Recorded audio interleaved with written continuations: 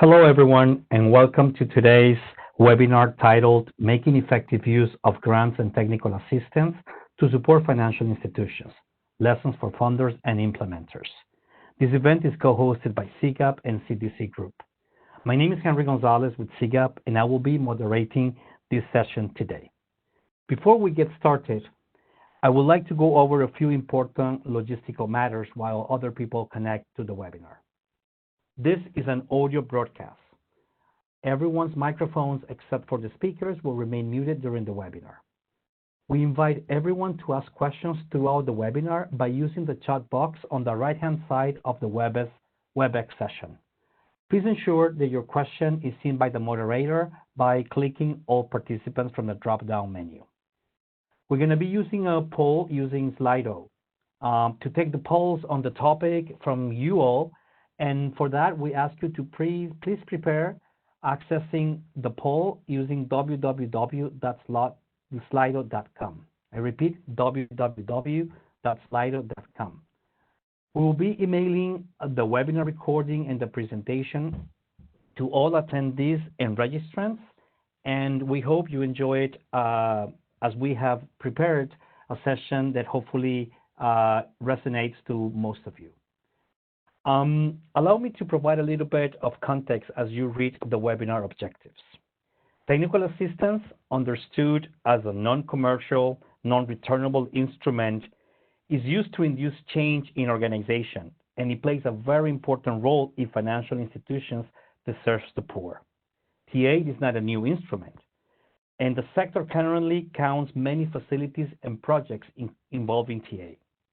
Funders have supported TA in the financial inclusion and the financial services, predominantly to support investments, mitigate risk, encourage innovation, among others. At the same time, financial inclusion is evolving quite rapidly. Technology is disrupting financial services fast and in unpredictable ways.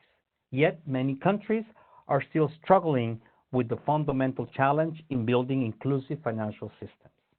So technical assistance continues to be quite important and a critical source of support in this changing landscape. But let's also be candid. Technical assistance can also present risks if not done well. It can distort markets, it can crowd out investments and have negative impact in financial inclusion. It is therefore very important to take stock of the lessons from the past to ensure that the use of technical assistance is effective in facilitating the development of inclusive financial systems at scale and sustainably. This is an area that CGAP has been exploring for the past few months, and we were delighted to learn that CDC was working on a TA effectiveness study in the context of their financial institutions portfolio. Therefore, we're pleased to co-host this webinar to share and discuss the findings of the report, which is available on the webinars page, and you can also find it on CDC's Insights page. The agenda that we have prepared for today is the following. We will first learn about the findings of the CDC study. We will then have different experts and panelists who will react to those findings based on their experience. And then we would have an open conversation with the audience. As a reminder, please write your questions in the chat box throughout the event. I am very pleased to be joined by an excellent panel of experts in our webinar today who bring different perspectives as funders, implementers, and designers of technical assistance. Allow me to make a very brief introduction, and you can read the full bios in the event page. Joanna Ledgerwood is an international consultant and author of numerous papers and books on financial inclusion. She is also one of the authors of the CDC report that we're going to be using as the basis of our conversation. Mashal Karim is a development impact specialist across CDC's investments in financial services in developing countries. Darrell Collins is a pioneer working at the intersection of finance and human vulnerability, and she spent the last decade as managing director and CEO of BFA. And Victoria White is the Managing Director of Global Advisory Solutions at Accion, where she's been there for the past 20 years, and she holds responsibility for overseeing Accion's advisory support to its partner. With further ado, I will now pass on the baton to Joanna, who will walk us through the main findings of the presentation. Thank you, Joanna. Thank you, Henry, very much for the introduction, and thank you as well to CDC and CGAP for inviting me to participate. So as Henry mentioned in the objectives, we're looking at how we can use technical assistance and grants to facilitate change, particularly in the financial sector. So before I talk about the findings, I think it would be useful for me to define technical assistance and grants, as these tend to mean different things to different people. And then I'd also like to briefly talk about the more common uses of TA and grants in the financial sector.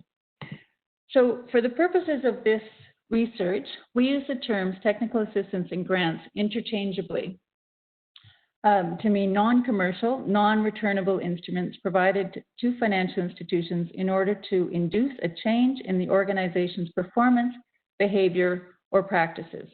So these instruments can be non-financial, such as research or training, coaching, etc., or they can be financial, such as non-returnable grant funding or subsidies direct to the financial institution.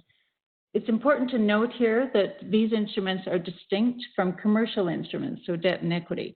And even if the debt and equity is priced at below market rates, that is outside of the scope of this research. We focused entirely and only on non-returnable funding.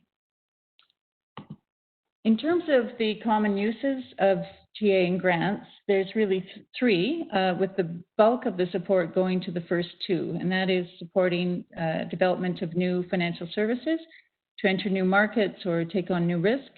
And the second one is to support broader institutional development of the financial institution. Less common is promoting wider financial systems development. So this is through things like working on changing policies and regulations or supporting the development of financial infrastructure. But as I mentioned, the bulk of the support goes directly to financial institutions. And in fact, the CGAP Funder Survey in 2017 reported that 96% of DFI commitments focus on financing or strengthening the supply side of the financial sector. So there's not much systems development going on, but it is definitely growing. And just before I get to the findings, I would like to briefly mention why CDC Plus, and that's the CDC Technical Assistance Facility, chose to focus this research on the financial sector. So as we know, beyond simply providing services, the financial sector plays a direct role in supporting economic development. So in addition to benefiting poor people as consumers, users of financial services, there are wider benefits. So investing in the financial sector is not necessarily an end in and of itself, but supporting a well-functioning and importantly an inclusive financial sector can really help to achieve broader development outcomes.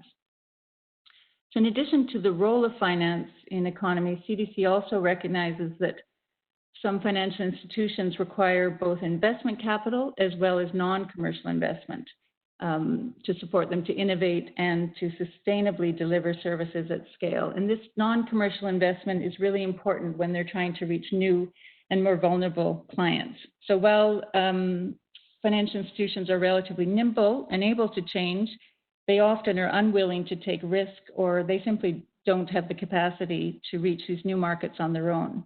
So the use of technical assistance and grants really helps to maximize the impact potential and possibly the financial potential as well of CDC's investments. And as Henry mentioned, there have been mixed results in terms of the grants in TA, but based on all of this, CDC Plus engaged Tandem to consolidate lessons and document best practices for the use of TA and grants.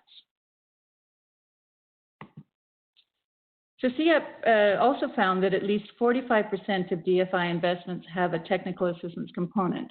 So this makes this research both highly relevant, but it also provided a lot of information for us to draw from. And in order to answer the research questions, we conducted a literature review, and then we also interviewed key informants, including GFIs and impact investors, as well as TA providers and some independent experts. So in total, we reviewed 77 documents and interviewed 34 key informants. Okay, so now on to what we found out.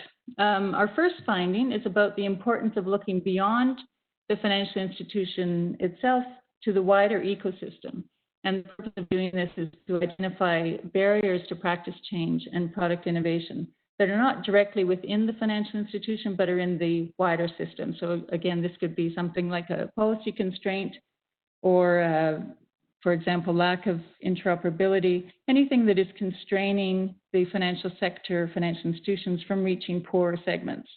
And as we know, not all investors can address constraints at the system level, but it's still really important to identify the risks and potential barriers that might exist in the wider system, because this can affect the success of the TA project. Our second finding is about the importance of understanding and building on incentives for change. So different institutions have different incentives, and a number of informants spoke to us about the Tier 1 banks being really the most resistant to change, and this was particularly the case with product innovation. But even though they may be less willing to change, they often have greater capacity than smaller institutions, such as fintechs or MFIs or lower tier banks as well. And so these smaller institutions tend to be more open to innovation and willing to target poorer segments, but they often have lower outreach and lower organizational capacity. And of course, many are not licensed to provide the full range of financial services. So there is a trade-off between capacity and willingness, but regardless of the size and type, it was absolutely vital to demonstrate a business case for practice change. If institutions do not have incentives to change, they won't, or at least they won't in the long term. So related to this is the importance of finding a champion who's willing to lead the change within the institution. So ideally, this would be the CEO, but it's also very important to get buy-in from management and the operations staff as well, because this is often where change needs to take place. Lastly, there's also the importance of having cost sharing, and this also varies by size and maturity of the institutions. And a number of informants mentioned that fintechs particularly have less capacity for cost sharing. But ultimately, what's really important here is to ensure that the institution demonstrates commitment somehow and ultimately has the incentive to change. Our third finding, and we heard this from virtually all of the key informants, is the need to prioritize know-how over money. So again, this varies somewhat with the type and maturity of the institution, but what seems to hold back most practice change is not the financial constraints, but it's the knowledge and expertise.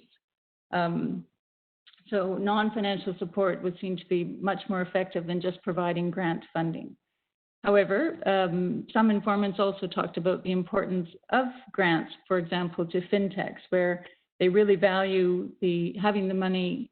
Some even said it was what allowed them to keep the lights on as they grew their business. So it varies by institution, but ultimately combining the targeted non-financial as well as financial support seems to be most effective in catalyzing change within financial institutions.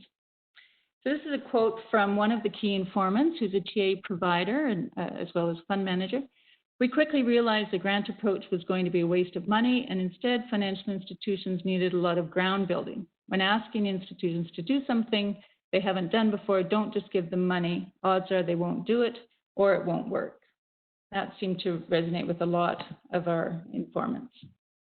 Our next finding is about the importance of tailoring the TA and grant to the financial institution based on a really thorough understanding of the institution. Comprehensive, tailored packages were much more likely to promote sustained practice change than short-term standardized support. And several informants also spoke about the need to co-design the support with the institution, and that this really helped to build trust and buy-in. Also, thought needs to be given to who is best placed to conduct the diagnostic, to identify the needs of the the needs of the financial institution. And a few informants commented that depending on who was hired, firms can sometimes see the problem with their own worldview and sell their services rather than really looking at the specific needs of the institution.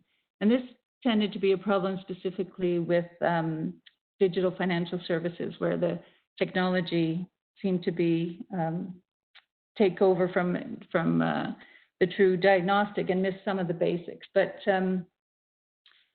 altogether, informants also felt like the institutions sometimes overestimated their ability to manage change processes and to absorb the TA. But also, it's really important to have a good understanding of the institution, and particularly understanding its capacities and its needs. This is another quote from a key informant who provides an independent consultant, but also provides some training. Training is focused on skills and knowledge, passing along knowledge, teaching how to do things. The theory is that once the staff have that information, they know how to do it, and they will do it. But this is a flawed assumption. Real change requires a big strategic shift. Every aspect of your business gets touched, so this requires a wider range of TA. Our fifth finding, and this is particularly the case when it's promoting a specific practice change, it's much more effective and sustainable if it's addressed from a wider institutional perspective, so looking across multiple functions and departments. And this really necessitates a longer-term engagement. And several key informants in particular spoke about the lack of skills and systems for effective product development, and often that products are designed based on assumptions rather than the reality of what clients do or what they need. So this really spoke to the need for longer-term, more holistic support, particularly in developing the capacity, for example, in data analytics and human-centered design, for the institution to become much more customer-centric. And that was seen to be really important rather than focusing on a specific individual project. Our sixth finding is about the importance of being on the ground and using local consultants. So it's much better and easier to develop an understanding of the local market and context, including the wider system constraints, which speaks to our first finding about the importance of this. It also allows project teams to identify opportunities and risks, and ultimately just to have a more iterative approach when designing the support. And using local consultants, they're able to develop and maintain good networks and also long-term trusted relationships. So this allows the project team or the TA providers to be much more responsive and adaptive. And typically this delivers much better results than not having on-the-ground presence.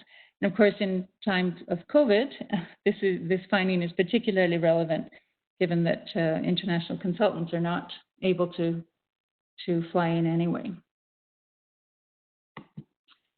Okay, our seventh and final finding was the need to be both flexible and adaptive. So TA providers need to be prepared to change the support package as needs and opportunities change, and particularly to be responsive to what is and what is not working on the ground. So in order to do this, it's important to invest in a good monitoring and evaluation system that provides regular feedback and insights, not just to the project teams, but also to the financial institution itself. And then once you have this feedback, it's really important that the project has the freedom and the flexibility to adapt the support. Some informants also noted the limited capacity and incentive of the recipient financial institution to measure impacts that matter to us as development actors. So it's important to, if possible, to set some funding aside to supplement the reports that the institutions are providing with data collected by project staff or others, and to, if possible, triangulate the results from various sources. Okay, based on our findings, we presented 7 recommendations in the report, but rather, I'm not going to go through them all.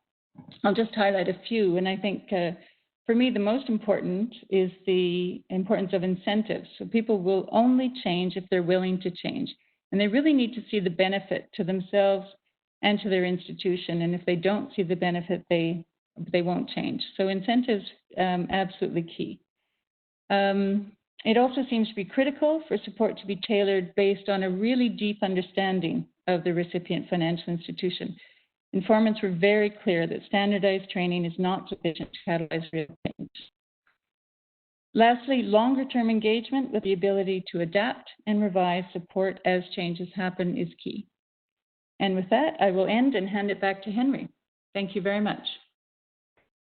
Thank you, Joanna. And I know it's a lot of information in 15 minutes. So we would invite you all to also go to the report. I'll be showing the link to the report towards the end. But we would like now to turn it over to you. And we would like to see, here is a summary graphic of these 7 findings. And we would like to see how they resonate with your experience. So here is where we are inviting all of you to go to www.slido.com. And by typing hashtag G891, you could choose those that resonate to you. It could be more than one. And we're going to be coming to the results in a few minutes. So we invite you once again to go to slido.com, hashtag G891, and please provide your input to see how these findings of the CDC study on TI effectiveness resonate with you. While people go and vote, I am very pleased to now turn it over to our panel of experts. So Michelle, Victoria, Darryl, and I will be discussing some of these findings and how they, as funders, as TA implementers and designers, react to them. So Michelle, allow me to start with you as CDC. How do these findings, what do they mean for CDC or for CDC Plus as a technical assistance facility within CDC? And hopefully, what could other impact investors and DFIs can learn from them? Yeah, thanks, Henry. And thank you, everyone. I hope that was an interesting presentation and findings. I'm very much looking forward to hearing everyone's reactions.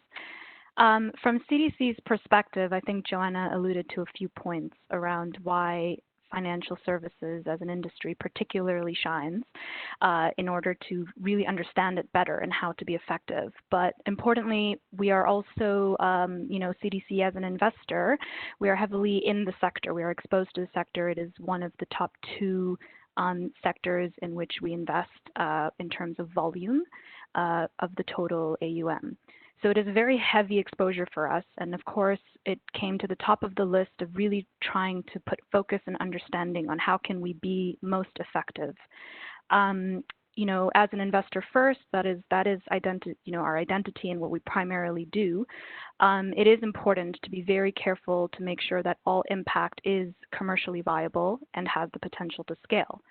So for us to be able to grasp all the lessons that this industry has had over decades of experience in what works, what doesn't, where can we be more effective, where can we not repeat mistakes of others. This was a very critical thing that we wanted to do as we come into this space as relatively newer players when it comes to grant funding.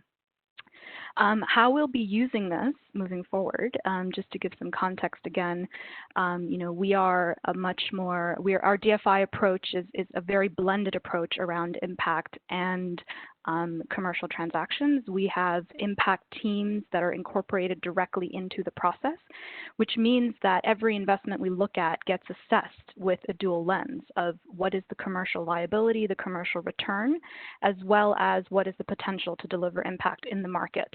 And all investment decisions are based on both of these things equally.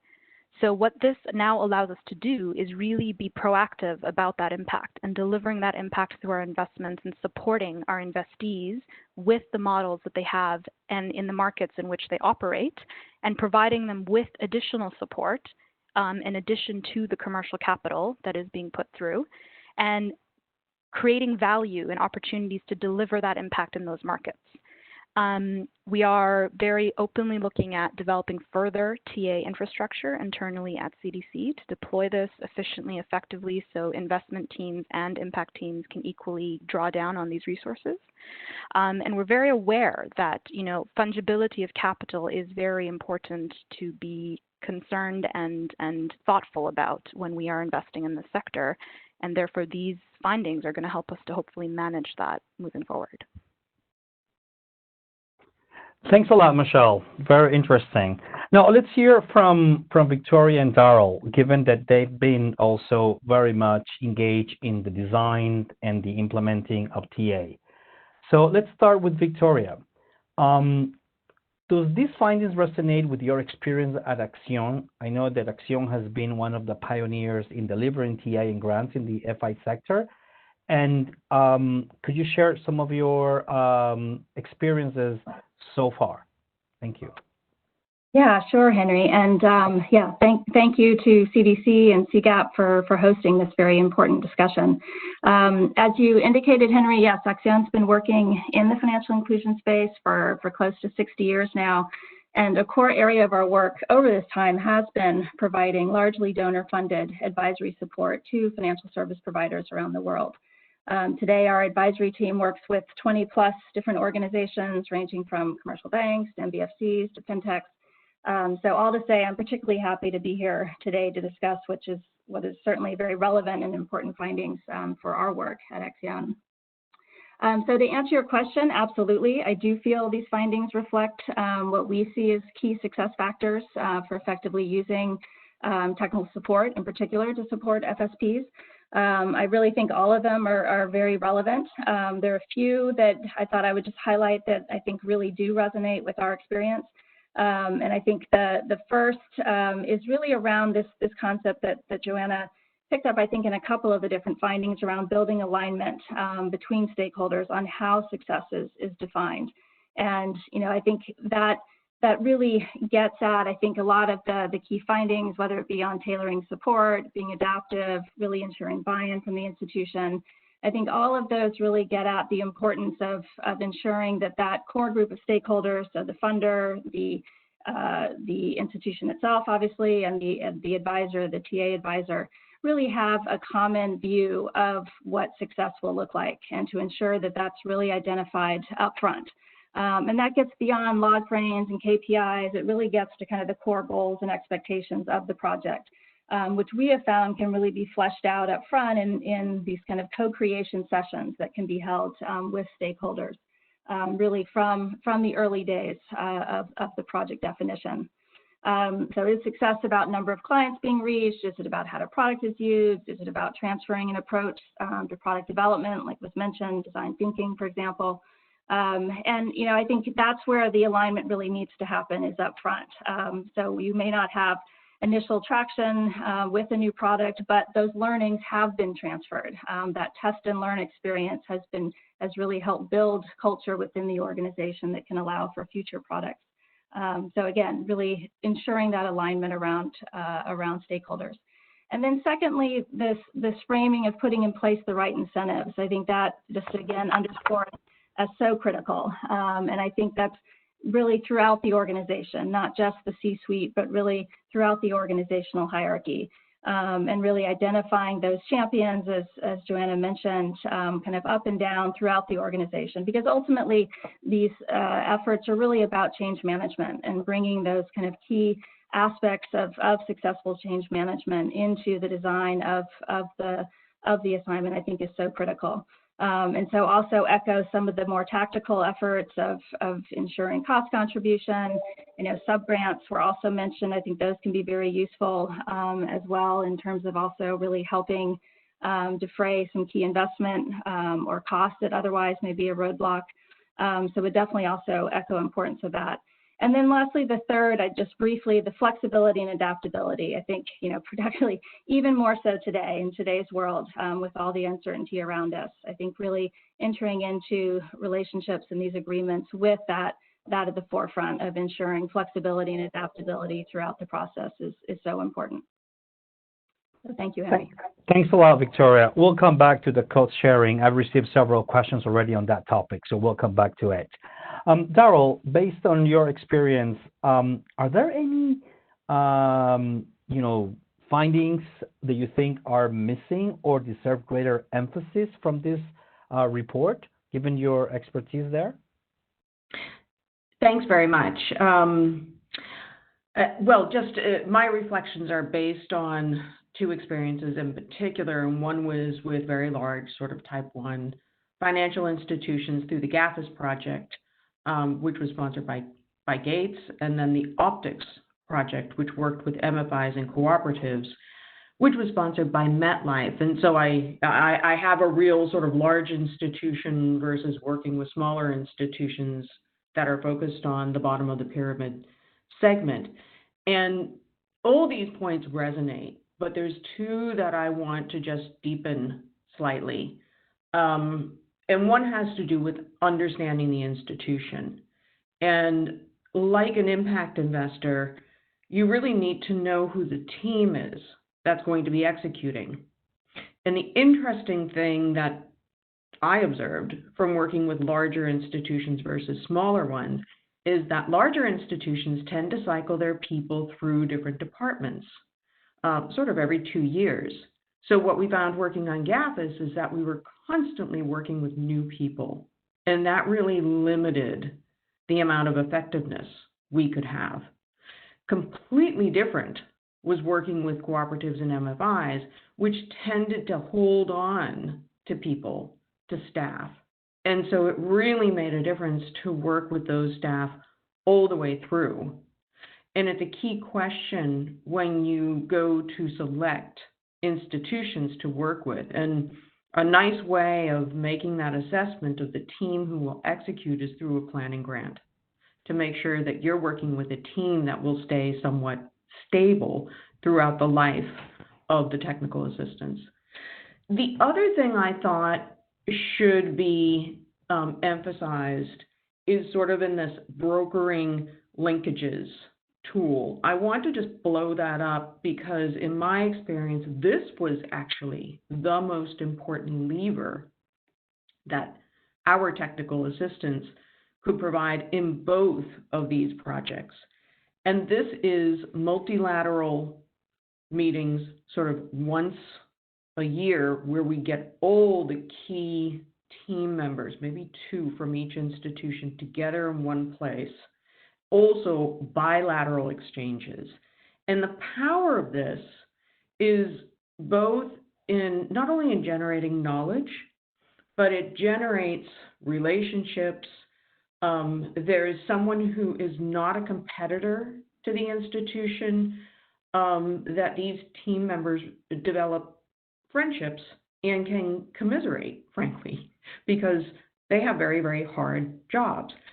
And lastly, facilitating these relationships give a lot of leverage. So for example, those who were coming from equity in the GAFIS project were sort of very proud to be in a project with ICICI in India. They could really leverage the showcasing, and they're sort of they're being asked to join this club with these large, sophisticated institutions. They in all felt very proud of the company that they were keeping, and in that way, they could leverage upwards and start to capture some of the resources that are within these larger institutions. So let me stop there. Everything resonates, but I just wanted to deeper dive into some of these points. Thank you very much. It's interesting to somehow now, relate some of these comments to the participants. So I'm going to try to share with you all the participants' feedback. I hope you're able to see it. So it is finding number 4 and finding number 2, the top 2 that resonate to participants, the tailoring to the FI, which is linked to some of the things that Darrell mentioned, and then the understanding the incentives for change. Obviously, the 7 and 5 are also up there, but that focus on the FI and the right incentives seems to be what resonates the most. Thank you so much, everyone who participated, and we will continue now with the conversation. I'd like to set the question to address to most of you, and that is, as funder, provider, and recipient, maybe an example of success and nightmare in working with TA. If you can be brief, but it would be great to at least hear from a couple of you. Any ideas, Victoria, given your expertise there? Sure. Yeah, I think real learnings can come from those nightmares. So maybe just to throw one of those out. I think, no question that a lot of these learnings, as said, are very relevant. And in particularly this one I'm thinking of, I think, the tailoring the support to the financial institution, I think really, in hindsight, really was a key factor there. And so interesting to see also among the audience that being such an important one. And, I think really starting with a detailed understanding of the client is so critical of the institution and what their needs are. And I think really well-scoped advisory assignments really depend on how well that initial scoping due diligence is. And I think for that to be successful really needs to involve the staff from different levels, different departments of the institution. It can't just be something that's just a conversation with kind of those at the top, but really does require much more of a thorough engagement throughout the organization.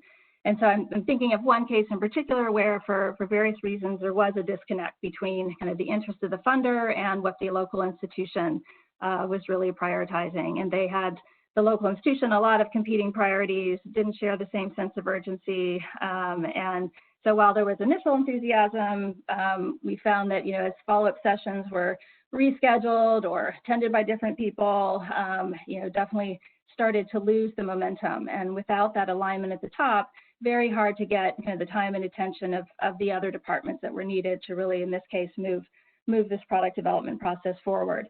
And for them, it was hard to manage these multiple change processes that were all going on at the same time. And so ultimately, without that focus on how the effort, the product development process itself would be really supported throughout the institution with systems, infrastructure, it ultimately really undermined the development of the product itself and just ended up with lots of delays, lots of limited buy-in across the institution. And I think, certainly in hindsight, a lot of that could have been avoided with just much more of that thorough needs assessment, ensuring that alignment among the key stakeholders up front. So good learnings there. Thanks a lot, Victoria. Michelle, can we hear from you as a funder, whether you've had success or a success that ended up in a failure? Would you like to share some of that, please? Sure, thanks. So I think, just generically as funders, and I'm sure there's a handful of them on the phone at least, I would just start by saying probably the worst nightmare is spending money and then having nothing happen, especially depending on the type of funder you are, in our case also being, taxpayer money, where you're putting capital and money towards something and the grant goes out and effectively there hasn't been much of a change. And I think that's the thing that everybody's trying to avoid. And unfortunately in this sector particularly, it can be quite easy to put a lot of resources towards different efforts, and it can be difficult to get proportional change for the resources that are being put into the sector. From our experience, I think, again, just mentioning, we're newer to this for sure, but I think an interesting example for us is it has actually been a success, is where it was a smaller company. It was under a balance sheet or a facility of CDC's that is targeted towards what we consider as being higher risk investments and therefore also have an expectation of higher impact. And the objective was to support the company as it grew and as it, became larger and more commercially viable and scaled. And the TA that was being provided was obviously in efforts to that, to be supportive through that process. And it has been very successful. I mean, that company today is now actually, it has moved to our what we call growth balance sheet, which is the balance sheet that expects normal commercial returns, and it's considered as a less risky investment. So for all practical purposes, it's very successful. But it is a struggle because now we're in this phase where we have to start making decisions on, where is that line? Where is the line where this, we have officially transitioned, and now there could be, a series of kind of negative gains to the impact, kind of the impact thesis because of continuous subsidized support. So when is the right time to pull back?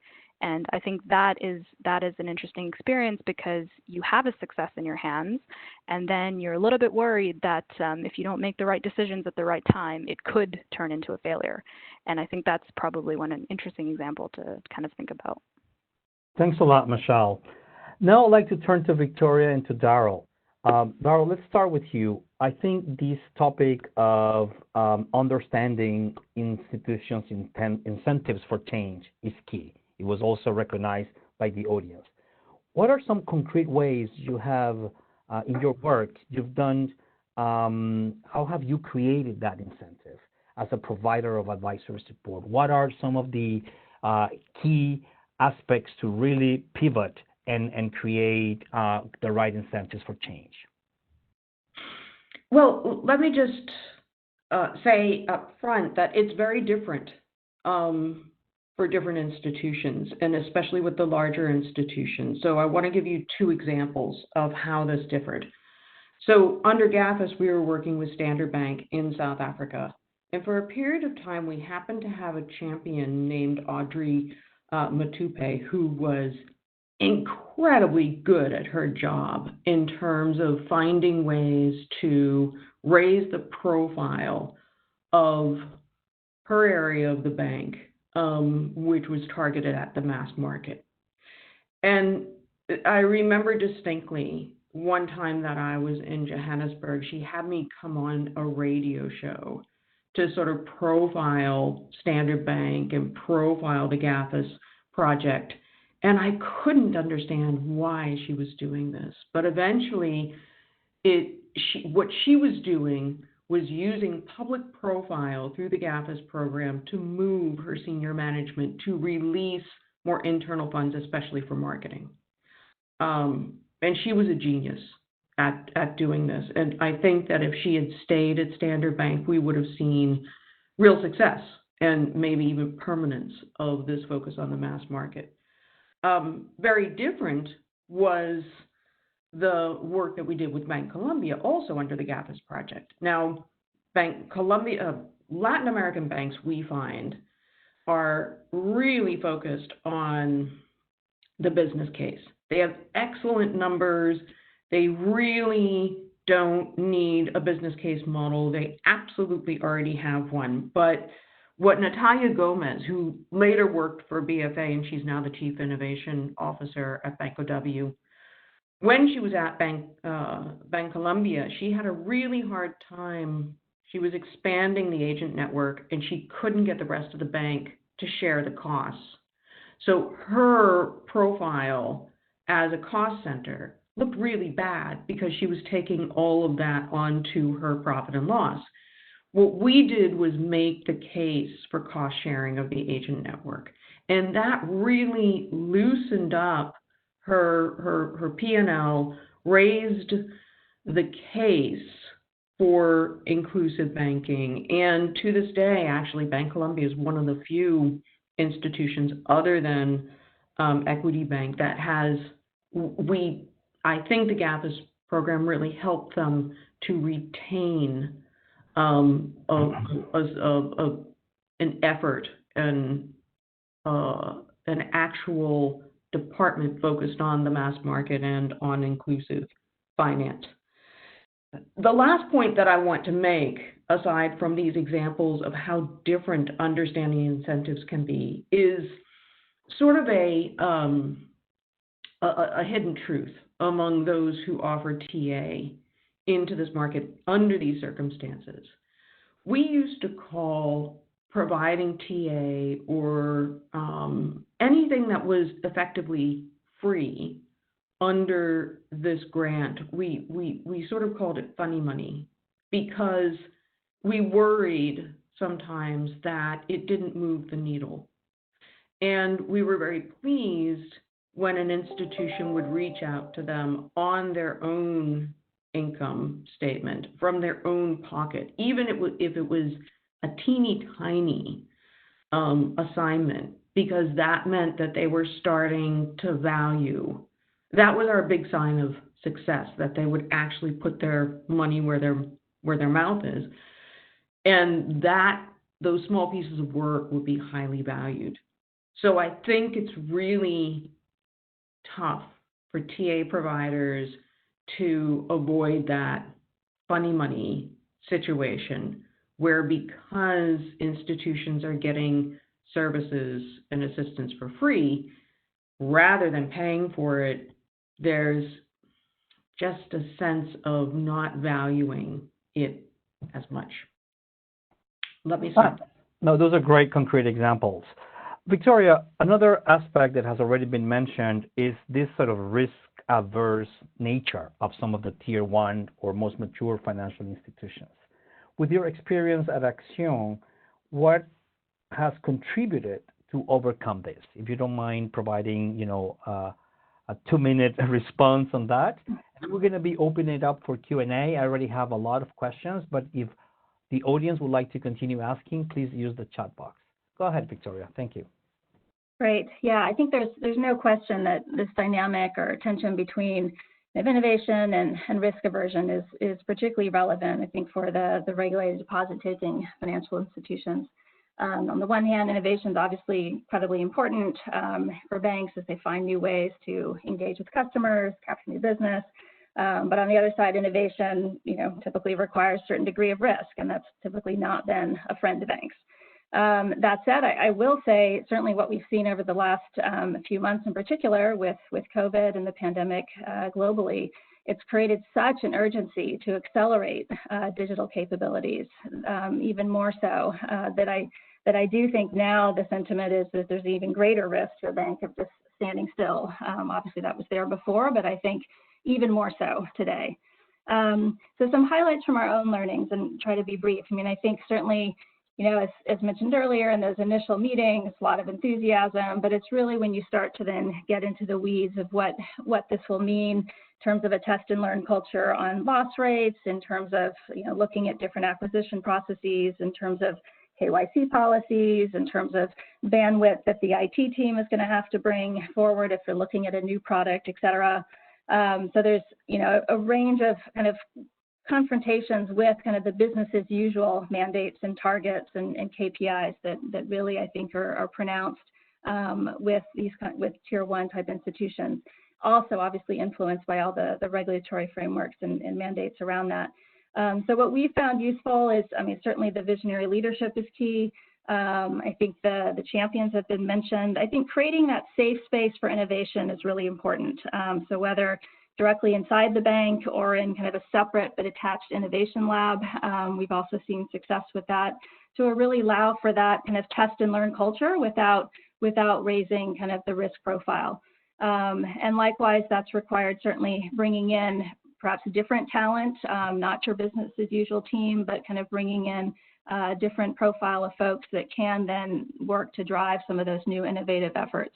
And then again, just to underscore incentives and really incentives for the larger shared services platform of the bank that otherwise, is going to be focused on their own bottom line targets, how to really incentivize them to also contribute, support, and participate in the innovation work itself. So I'll stop there. I know we're short on time. Thank you. Thanks a lot. And I think a lot of the topics that have been mentioned have resonated with some of you in the audience.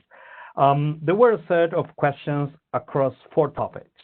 So I'm going to try to see if we can address them. There was a group of questions on cost sharing.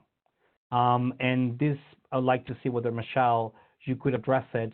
And the questions there were about, how to best structure cost sharing, what sort of type of rules, especially now in COVID, should be put across that. And I know that is a topic that, sometimes it's difficult because it also depends on size of project and FI. But any thoughts about how CDC is doing it, or any other DFIs for that matter? Sure. So I can just generally explain our views on it. We have quite specific internal policies and guidelines on how this is done. There are minimum thresholds that are required, and these are meant to be proportionate to also the investee themselves. To be clear, I think it has been mentioned, but CDC's primary function is to support its portfolios with a lesser focus on non-portfolio recipients. So therefore, we have a sense of the recipients' capacities, both on the financial side of things, but also, in terms of the resources they have. So what are the types of quote unquote cost sharing that can be done? Could be in hard currency cost sharing, but also, in-kind cost sharing as well. We are pretty clear, and we ask through our application process, and we have an internal TA committee that reviews applications thoroughly and sense checks. It does run and emulate.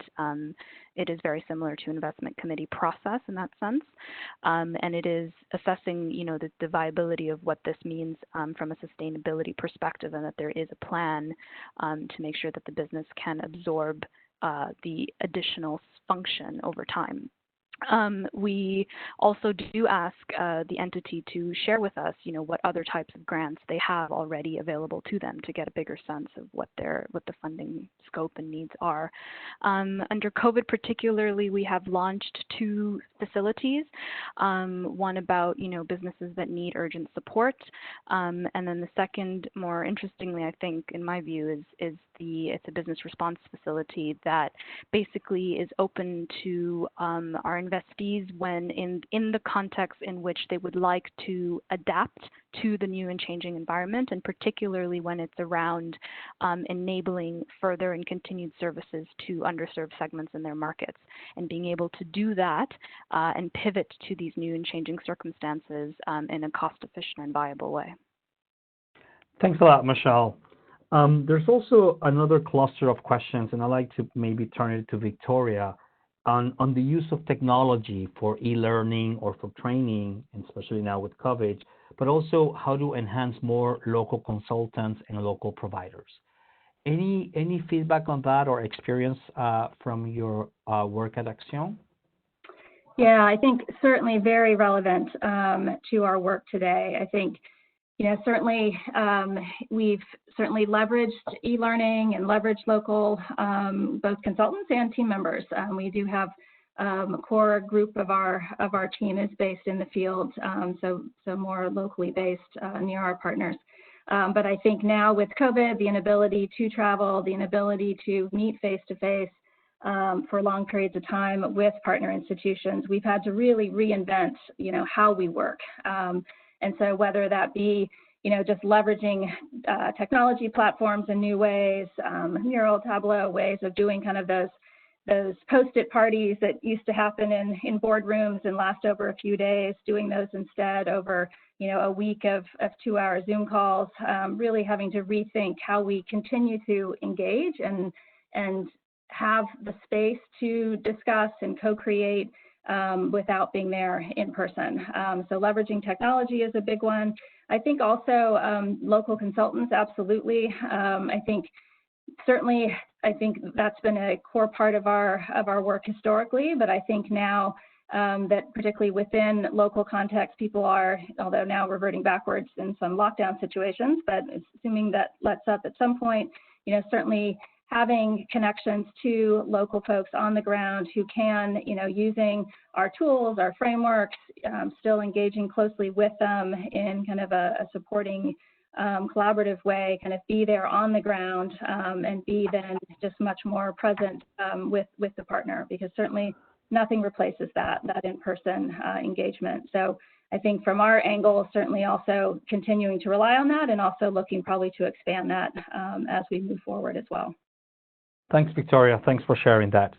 There are a couple of questions also around the constraints that are at the market level, because today we've been focusing a lot on the institution, but there are indeed constraints that go beyond the provider.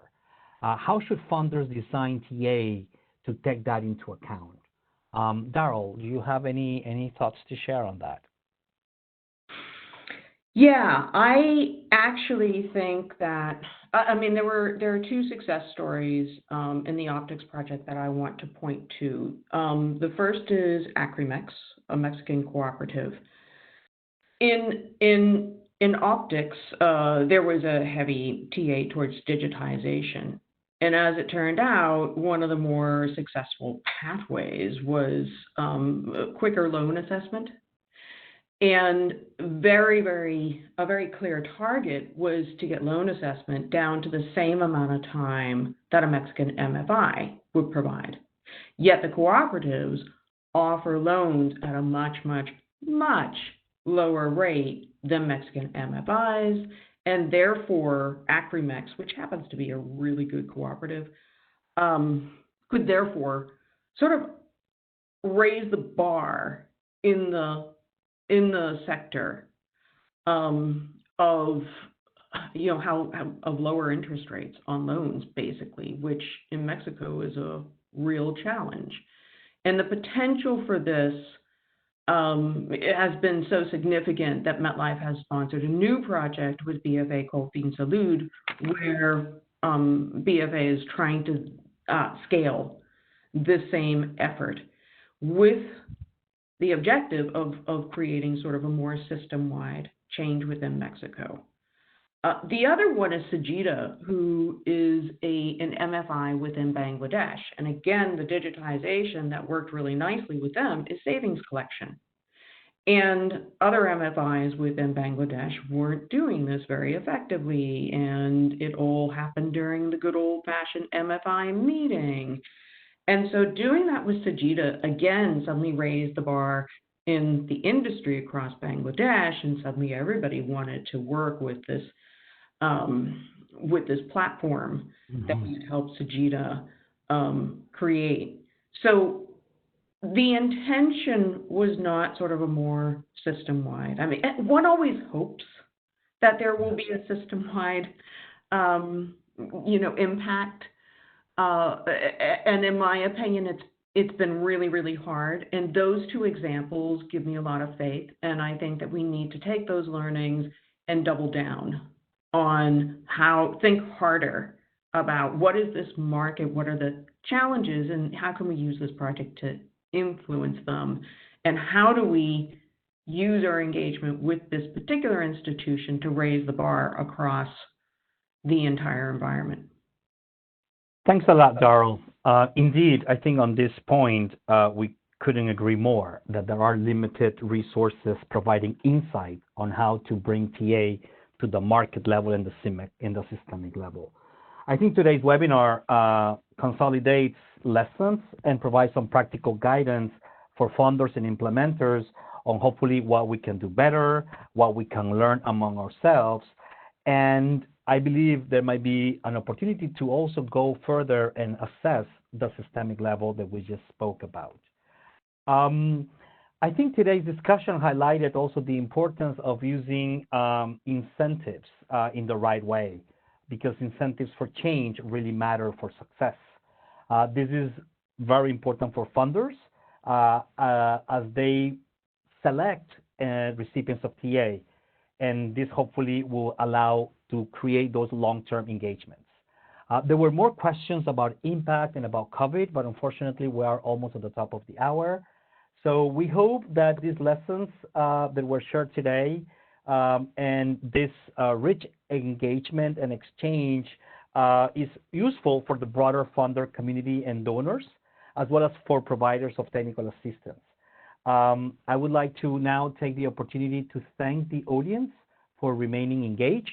And also, I would like to, on behalf of CGAP and CDC, thank our panelists for all the preparation and the great opportunity to share their insights. We will be sharing the recording and the presentation to all registrants and participants shortly, but also please check out the CDC report that is found on the link that you can see on the screen. With this, and at 5 o'clock my time in Paris, 11 o'clock Eastern time, I want to close this webinar and thank everyone for their participation. Have a good day.